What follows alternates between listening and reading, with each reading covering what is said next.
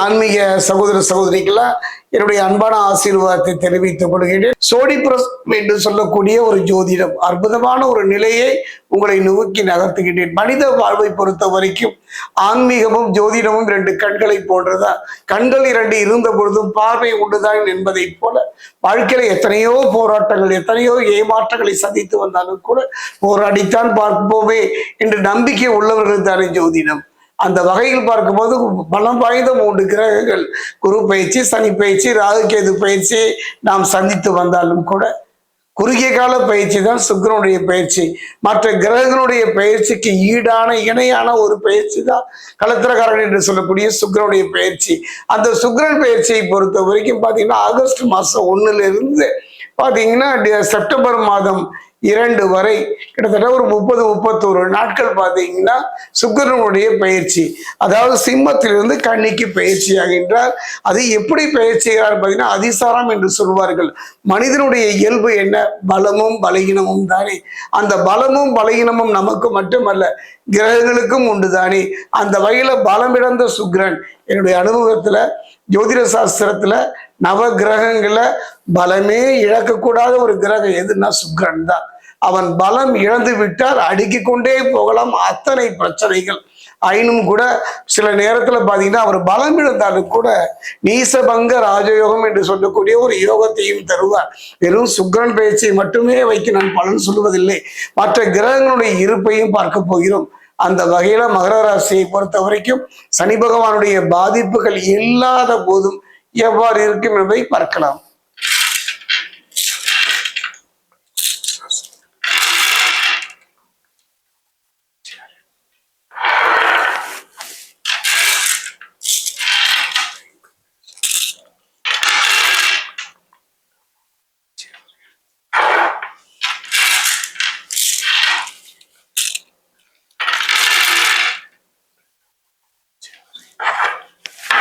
மகர ராசி அன்பர்களே, சனி பகவானுடைய எந்த பாதிப்பு அர்த்தாஷ்டம சனி, ஜென்ம சனி, பாத சனி, கண்டக சனி என்று பாதிப்புகள் இல்லாது போயினும் ஏனோ தவித்துத்தான் போகின்றீர்கள், தடுமாறித்தான் போகின்றீர்களோ, ஏதோ இழந்ததை போன்ற ஒரு இழப்பை சந்திக்கின்றீர்கள்.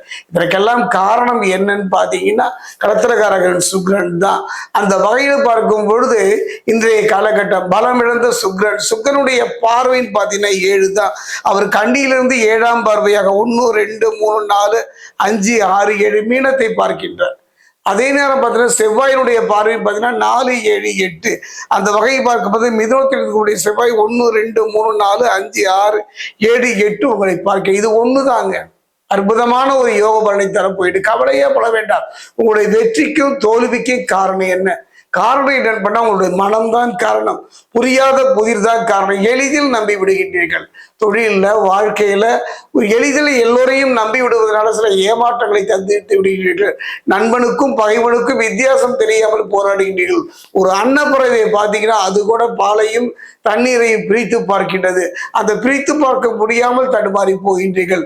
நல்ல மனைவி, நல்ல கணவன், நல்ல பிள்ளை, நல்ல தொழில், நல்ல வாழ்க்கை இருந்தும் கூட ஏதோ ஒரு விரக்தி கலந்த நிலையில் வாழ்ந்து கொண்டிருக்கின்றீர்கள். அந்த வகையில் பார்க்கும் பொழுது கவலையே பட வேண்டாம்.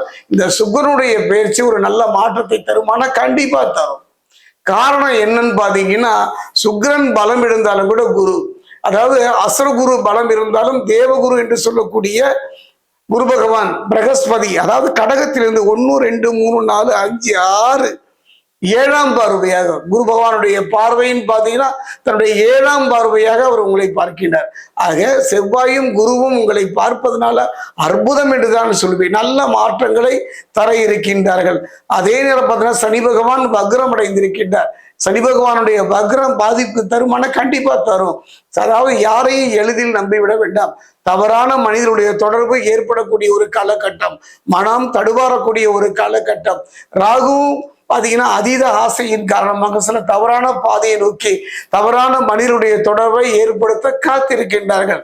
கவனமாக இருந்து விடுங்கள். அதாவது அதே நேரத்தில் பார்த்தீங்கன்னா நல்ல மாற்றங்கள் வாழ்க்கையில் தொழிலை ஏற்படக்கூடிய ஒரு காலமாக அமையும். அதே நேரத்தில் தொழிலும் வாழ்க்கையும் ஒரு நல்ல வேகம் எடுத்து முன்னேற்றத்தை நோக்கி நகர்கின்ற ஒரு காலமாக அமையும்.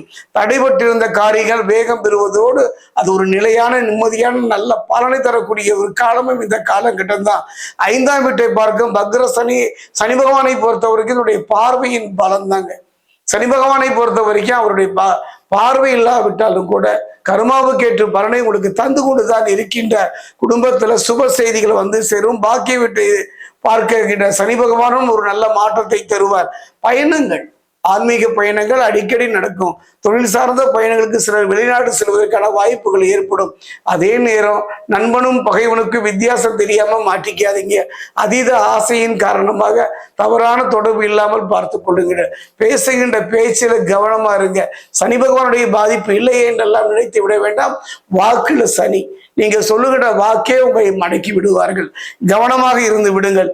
அதே நேரத்துல பார்த்தா அது குறிப்பா சொல்ல போனா இன்றைய காலகட்டம், இந்த காலகட்டத்துல சனி பகவான் மட்டும் கிடையாதுங்க, செவ்வாய் மட்டுமல்ல, அரசியல்ல ஆதாயம் பெறக்கூடிய, அரசு துறையில ஆதாயம் பெறக்கூடிய அற்புதமான ஒரு காலம் இந்த காலகட்டமாக அமைகின்றது. குறிப்பா சொல்ல போனா மனதுல விரக்தி தோன்றி மறையும். வண்டி வாகனம் போகும்போது கொஞ்சம் கவனமா இருங்க. வெற்றியை எளிதில் கைப்பற்றி விடலாம் என்று நினைத்து விடாதீர்கள். போராட்டம் கடந்த வாழ்வு ஆயினும் இறுதி வெற்றி உங்களுக்கு தானே.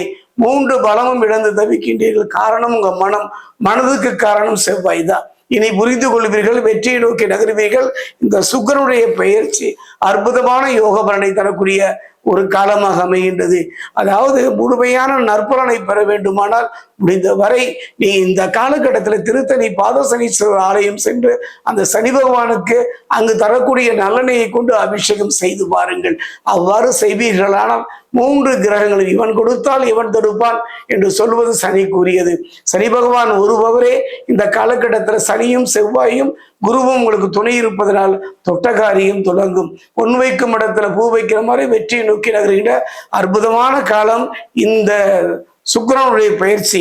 அதே நேரத்தில் நீச பங்க ராஜயோகம் என்று சொல்லக்கூடிய அந்த யோகத்தை பெறக்கூடிய ஒரு நல்ல சந்தர்ப்பமும் அமையும்.